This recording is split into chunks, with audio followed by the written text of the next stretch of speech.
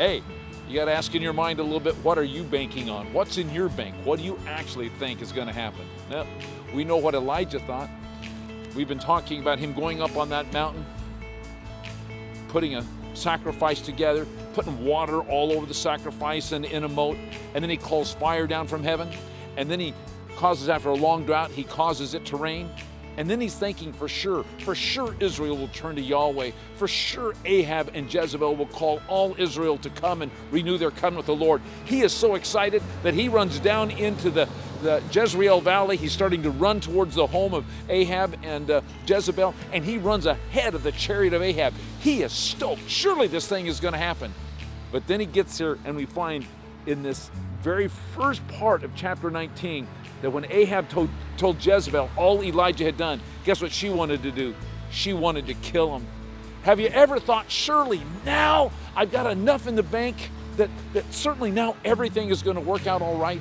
And it doesn't. Listen, Elijah was so distraught that, he goes up this mountain and God starts talking to him. And you know what Elijah tells God? He says, listen, this is how bad it is. I am the only one left that is even serving you. God says something very interesting to him. He says, no, that's not true. There are 7,000 other people I have hidden away. 7,000 other prophets. Can I tell you something? When you feel like life is not turning out the way you want, when you feel like it's against you, when you feel like you should have had a victory and you're not having a victory, I want to tell you something. You're not alone. There's still a remnant of people around you that want to help you.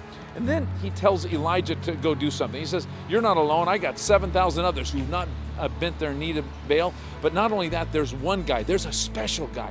There's an Elisha. There's someone for you to mentor. And so he goes to Elisha. And read there in the text in chapter 19, he throws his mantle, he throws his cloak around him and takes off. And Elijah calls out and he says, hey, can I go tell my mom and dad I'm leaving? And Elisha says something very interesting. He says, what does that have to do with me? He said, the whole issue of you following me, it's between you and Yahweh. You know what ends up happening? Elisha ends up following Elijah and ends up taking his place. I tell you this whole story to just tell you this, that you're not as alone as you think. There's more in the bank than you can imagine. We need to do two things, two simple questions. Number one, why don't you begin to recount the 7,000 that haven't bent their knee to Baal yet? In other words, what 7,000 things, what kinds of things are surrounding your life that is still telling you that God is on the throne? You're going to face difficulties, trial, there's going to be opposition in the future. God's going to do big things in your life, but it isn't going to wipe out evil immediately and right now. That's coming. But what kind of blessings are going on in your life that's communicating to you yet still, God is on the throne, He's working in my life, He's doing something wonderful? That's one question you can kick around. Can I give you another question to kick around? Who is God giving you to mentor? Who are you helping really follow Yahweh? There's somebody He has for you.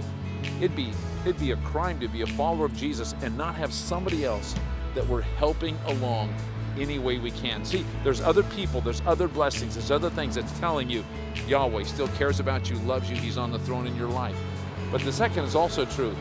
God is still telling He loves you and He cares about you because there is somebody else that you can be mentoring, even to take your place in following Jesus in that kind of a metaphor sense. So I'm asking you, ask those two questions. What blessing is surrounding me?